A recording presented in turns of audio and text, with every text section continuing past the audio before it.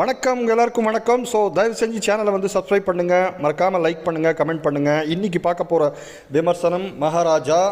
So Maharaja படத்தில் விஜய் சேதுபதி நடிச்சிருக்காரு. கூடவே பார்த்திங்கன்னா அனுராக் காஷ்யப் இருக்காங்க, நட்டி இருக்கார், ஒரு கெட்ட போலீஸாக வராரு. கூடவே ஹிந்தி நடிகர் டைரக்டர் அனுராக் காஷ்யப் தான் வந்து வில்லனாக நடிச்சிருக்காரு. படத்தோட கதை என்னன்னு பார்த்தீங்கன்னா, ஒரு ஊரில் வந்து பார்பர் ஷாப் வச்சுருக்கிற ஒருத்தர் வீட்டில் ஒரு சம்பவம் நடக்குது.